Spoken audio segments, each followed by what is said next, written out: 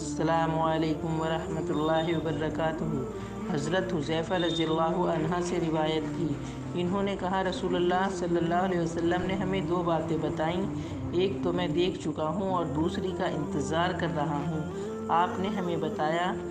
امانت لوگوں کے دلوں کے نہاں خانے میں اتری، پھر قرآن اترا، انہوں نے قرآن سے سیکھا اور سنت سے جانا، پھر آپ صلی اللہ علیہ وسلم نے ہمیں امانت اٹھا لیے جانے کے بارے میں بتایا۔ آپ نے فرمایا آدمی ایک بار سوئے گا تو اس کے دل میں امانت سمیٹ لی جائے گی اور اس کا نشان پھیکے رنگ کی طرح رہ جائے گا، پھر وہ ایک نیند لے گا تو بقیہ امانت اس کے دل سے سمیٹ لی جائے گی اور اس کا نشان ایک آبلے کی طرح رہ جائے گا۔ جیسے تم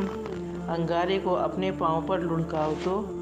وہ حصہ پھول جاتا ہے اور تم اسے ابھرا ہوا دیکھتے ہو، حالانکہ اس کے اندر کچھ نہیں ہوتا۔ پھر آپ نے ایک کنکری لی اور اسے اپنے پاؤں پر لڑکایا،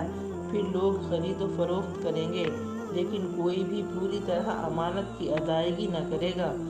یہاں تک کہا جائے گا کہ فلاں خاندان میں ایک آدمی امانت دار ہے۔ نوبت یہاں تک پہنچے گی کہ کسی آدمی کے بارے میں کہا جائے گا وہ کس قدر مضبوط ہے، کتنا لائق ہے، کیسا عقل مند ہے، جبکہ اس کے دل میں رائی کے دانے کے برابر بھی ایمان نہ ہوگا۔ پھر حذیفہ رضی اللہ عنہ نے کہا مجھ پر ایک دور گزرا، مجھے پرواہ نہیں تھی کہ میں تم میں سے کس کے ساتھ لین دین کروں، اگر وہ مسلمان ہے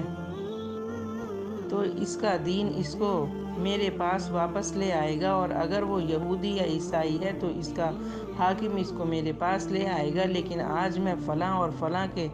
سوا تم میں سے کسی کے ساتھ لین دین نہیں کر سکتا۔ اے اللہ تعالیٰ ہمیں ہمارے آخری وقت میں کلمہ نصیب فرما دینا اور ہمیں قبر کے عذاب سے محفوظ رکھنا، آمین یا رب العالمین۔